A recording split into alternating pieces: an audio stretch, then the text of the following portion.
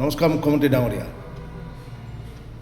নগাঁও জিলাৰ হোচকৈবৰ্ত গাঁৱত বহু পৰিয়াল নিজৰ কিডনি বিক্ৰী কৰি নিজৰ পৰিয়াল চলাবলগীয়া হৈ আছে।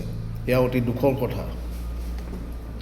যিটো সময় আপোনালোকক তৰুণ গগৈদেৱে চৰকাৰখন মানে হেণ্ডঅভাৰ কৰিছিলে, সেই সময়ত অসমৰ মুঠ ঋণৰ পৰিমাণ আছিলে মাত্ৰ 10,000 কোটি টকা।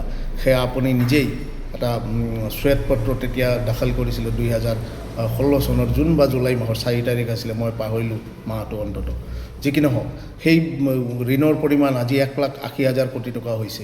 তাৰে আপোনাৰ ডেভেলপমেণ্টৰ নামত কি ডেভেলপমেণ্ট হৈছে? যদি আপুনি ভাবে ফ্লাইঅভাৰ কিছুমান বনাই, যধে মধে গছ কাটি ফ্লাইঅভাৰ বনাই এইটো আপোনাৰ ইনফ্ৰাষ্ট্ৰাকচাৰ ডেভেলপমেণ্ট কৰি যদি ডেভেলপমেণ্ট বুলি ভাবিছে, সেয়া ডেভেলপমেণ্ট নহয় মুখ্যমন্ত্ৰী ডাঙৰীয়া।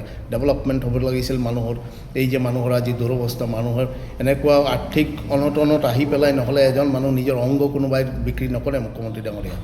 কিমান দুখত, কিমান অভাৱত থাকিলে এটা মানুহ নিজৰ অংগ জীয়াই থাকোঁতে নিজৰ অংগ বিক্ৰী কৰিবলগীয়া হৈছে। আৰু মই ক'লোঁ নহয়, এটা পৰিয়ালৰ 5জনৰ সদস্য 3জনে কিডনি বিক্ৰী কৰিবলগীয়া হৈছে সেইখন গাঁৱত। আপুনি কি কৰিলে? এই ইমান টকা যে ঋণ, যে আমি ঋণত জৰ্জৰিত হৈ আছোঁ ৰাজ্যবাসীয়ে, সেই ঋণৰ টকালৈ হিতাধিকাৰী সৃষ্টি হৈ আছে।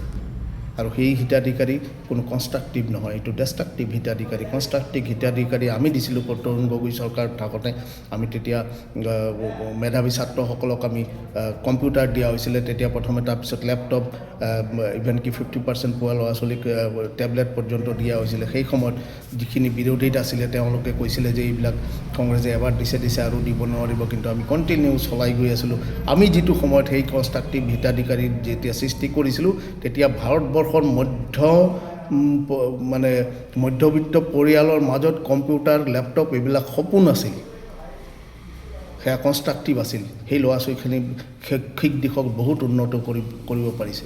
আপুনি আজি যিটো অসমৰ এই যে গাঁওখনৰ নাম যে ক'লোঁ, এই গাঁওখনৰ যে আজি পুতৌ লগা অৱস্থা, এইটো কি কাৰণে হ'ল? বা অধিকাংশ সময় যোৱা 20টা বছৰৰ অধিকাংশ সময় শিক্ষা, স্বাস্থ্য বিভাগ এইবিলাক সকলো আপোনাৰ অধীনত আছে, কিন্তু কিয় এনেকুৱা হ'ল? এয়া ৰাজ্যবাসীক আপুনি জবাব দিব লাগিব মুখ্যমন্ত্ৰী ডাঙৰীয়া।